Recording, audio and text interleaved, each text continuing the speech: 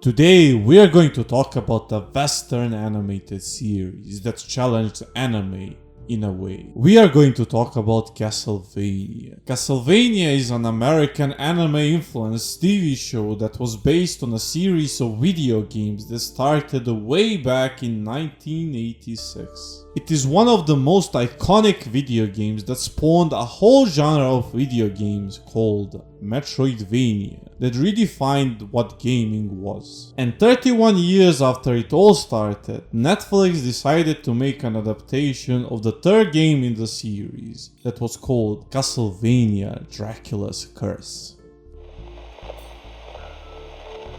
Story is set in Wallachia, today's Romania, in a year of 1455. We see a curious woman banging on a door of what seemed to be a Dracula's castle. And you will soon find out that the door is not the only thing that she is going to be banging.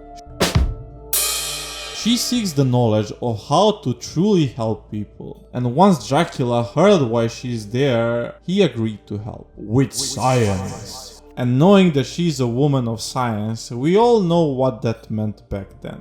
Please.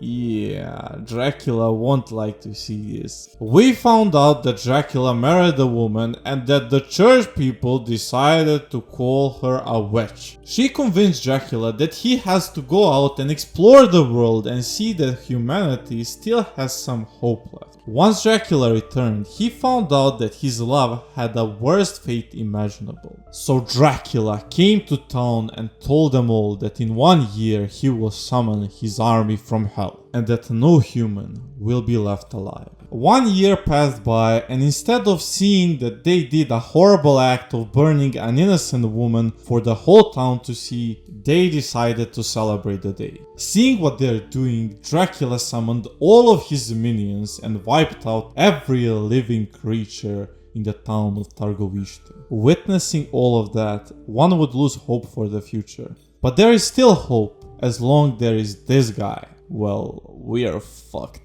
And this is the first video in this series where we will actually be rating story, animation, art style, music and voice acting. So for the story, we will give it a well-deserved 9 out of 10. This adaptation is done by a powerhouse animation studios, and I have to say that they did their homework. Because animation in this show could challenge greats of anime studios like Ufotable, Bones and Madhouse. And trust me, I don't say that lightly, since I am the person that has their channel called Anime Bros. Art style fits the vibe of the show perfectly. The way they use light, in this case artificial one, makes every scene look gloomy and gives me a vibe of Berserk, which we will talk about a little bit later. I have to give this show 9.3 for animation and art style, since it shows that not only Japan can do great 2D animation. Opening in this show is done in half-baked animation, which in this case looks nice. Music behind it fits the theme of the show perfectly, but it's dwarfed compared to what Trevor Morris did to a remake of Bloody Tears. And if you want to check out what Bloody Tears sounds like, you can click right here. Bloody Tears is just spectacular, and for that alone, I have to give music in Castlevania 9 out of 10.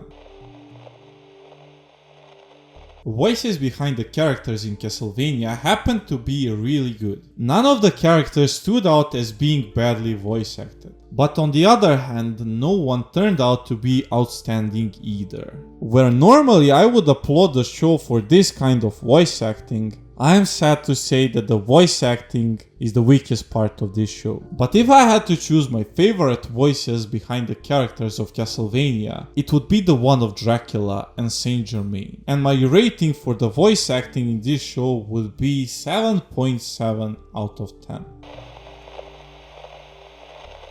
And the final score of Castlevania is 8.75 out of 10. This show showed us that video game adaptations can be awesome as long as you animate them, which led me to believe that even the West can produce awesome animations of this type.